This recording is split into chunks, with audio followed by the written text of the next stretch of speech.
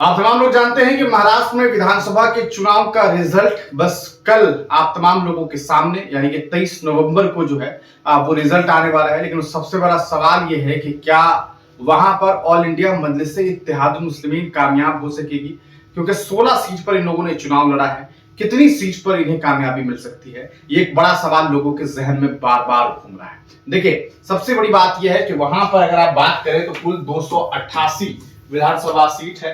किसी भी पार्टी को चुनाव जीतने के लिए, सरकार बनाने के लिए 145 सीट चाहिए। यानी कि अगर महाविकास आघाड़ी अगर 145 ले आती है तो ये चुनाव इनके मुख्यमंत्री बनेंगे। अगर महायुति 145 ले आती है या उससे ज्यादा ले आती है तो इनकी सरकार बनेगी। लेकिन क्या होगा अगर कोई 142 पे लटक जाए, कोई 143 पे लटक जाए या कोई 138 पे लटक जाए, तब क्या होगा? तो कोई 7 सीट से, तो कोई 2 सीट से, तो कोई 3 सीट से जो है वो सरकार बनाने से चूक जाएगी। लेकिन कैसे चूकेगी?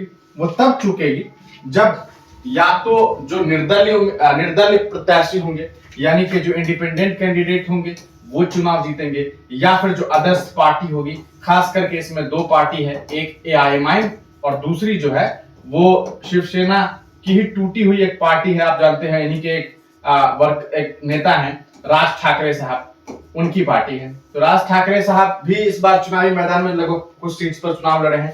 एआईएमआईएम भी 16 सीट पर चुनाव लड़ी।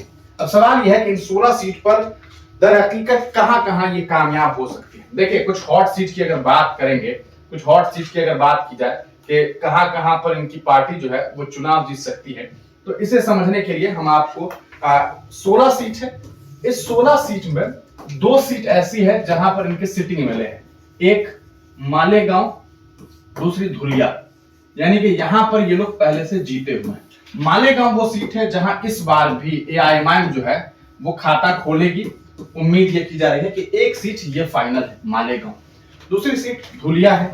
धुलिया सीट भी वो सीट है जहां से इनकी पार्टी जो है एक बार फिर जो है वो जीत सकती है। हालांकि धुलिया सीट से चुनाव जीतना बहुत आसान नहीं है। यहाँ के जो एमएलए हैं उन्होंने बहुत काम किया। 1300 करोड़ रुपया जो है जनाब सिर्फ 5 साल में अपने क्षेत्र में ला करके लोगों के लिए काम किया। बहुत बहुत बड़ा आंकड़ा है 1300 करोड़। तो एक तो ये, दूसरा ये 2 सीट हो गए। ये दोनों सीट सेटिंग है तो ये चांस बनते हैं कि चलो ये 2 सीट तो जीतेंगे। लेकिन धुलिया जीत पाएंगे या नहीं जीत पाएंगे, थोड़ा सा मामला जो है वो गड़बड़ भी हो सकता है। उसके बाद अगर बात समझे, देखिए एक जो हॉट सीट है वहां वो है औरंगाबाद ईस्ट और औरंगाबाद सेंट्रल। ईस्ट से है आपको इम्तियाज साहब, सेंट्रल से है नासिर साहब। तो क्या इम्तियाज जलील चुनाव जीत रहे हैं? इम्तियाज जलील अगर चुनाव हारेंगे तो उसके पीछे वजह होगी समाजवादी पार्टी। समाजवादी पार्टी ने कैंडिडेट बनाया डॉक्टर अब्दुल गफ्फार कादरी को। ये कौन? ये जनाब 2014 में, 2019 में एआईएमआईएम से चुनाव लड़े। 14 में 3,500 वोट से, 2019 में 13,500 वोट से ये चुनाव हार गए, एमएलए नहीं बन सके। लेकिन 2024 में यहाँ पर ओवैसी साहब ने इम्तियाज जलील को, जो कि औरंगाबाद के पूर्व सांसद थे, उन्हें प्रत्याशी बना दिया। तो ऐसे में यहाँ पर जो पहले से एमएलए के प्रत्याशी होते थे डॉक्टर अब्दुल गफ्फार कादरी, वो चले गए समाजवादी पार्टी में और समाजवादी पार्टी ने इन्हें चुनाव लड़ा दिया। मसला ये है कि समाजवादी पार्टी के इन नेता ने पिछले बार जैसे मान लीजिए कि 80,000 प्लस वोट ये गेन किए थे। ठीक है, पार्टी के लेवल पर इन्होंने जो है इसमें से 70,000 वोट तो इन्होंने लिया ही होगा। अगर ये 10,000 वोट से लेकर के 20,000 वोट तक ले आते हैं और प्लस 28 प्रत्याशी और है, 27 प्रत्याशी और है जो मुसलमान है वहां पर, अगर ये लोग सिर्फ 500 का एवरेज ले लेते हैं तो लगभग 13,500 वोट हो जाएगा। और ऐसे में कम से कम लगभग जो है 30,000 वोट जो है, 30,000 वोट का जो नुकसान है वो अपने ही लोगों के द्वारा किया जाएगा। और अतुल सावे जो है यहाँ से, जो कि भाजपा के प्रत्याशी हैं, वो आसानी से यहाँ से चुनाव जीत सकते हैं। और मार्जिन जो है वो हार का वो 10 से 12-15 हजार तक के आसपास हो सकता है। और इम्तियाज जलील साहब चुनाव या तो जीतेंगे या फिर इसी मार्जिन से चुनाव हार जाएंगे। तो ये सीट कंफर्म नहीं है कि ये इम्तियाज साहब जो है वो यहाँ से जीत पाएंगे। हालांकि वो जीत जाए बेहतर, लेकिन चांसेस कम लग रहे। उसके बाद बात करेंगे औरंगाबाद सेंट्रल की, जहां से 2014 में इम्तियाज जलील विधायक रह चुके हैं। 19 में यहां पर नासिर सिद्दीकी ने चुनाव लड़ा था। इस बार भी वो चुनाव लड़ रहे हैं और इस बार वो मजबूत स्थिति में है। तो ये उम्मीद की जा सकती है कि नासिर सिद्दीकी ये सीट निकालेंगे। तो ये वो 4 सीट है जो काफी हॉट सीट है। इसके अलावा बात कर लेते हैं, एक सीट और भी काफी चर्चित सीट है, वो है आपको सोलापुर। सोलापुर के भी कंडीशन ठीक है, लेकिन 50-50% का जो चांस है वो यहाँ पर देखने को मिलेगा। इसके अलावा है भाईखला।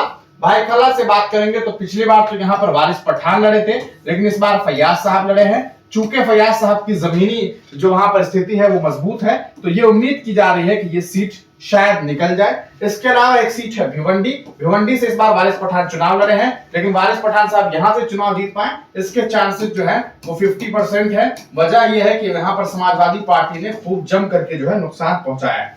अब देखिए, बात करेंगे नांदेड़ की, तो नांदेड़ जो सीट है ये भी काफी चर्चित सीट है। करीबन यहाँ से मोइन साहब चुनाव लड़ रहे थे। ये एक मजबूत सीट है और ये सीट निकलने के चांसेस हैं, लेकिन सवाल ये है कि चांसेस तो कई सीट ये चांसेस हैं, लेकिन अब इनमें कितने सीट्स मिल सकते हैं। देखिए, एआईएमआईएम जो है वो 3 से 4 सीट जो है वो इस बार जीत पाएगी। अगर 4 से 5 सीट जीत लेती है तो एक किंग मेकर के रोल में जो है एआईएमआईएम पार्टी आ सकती है।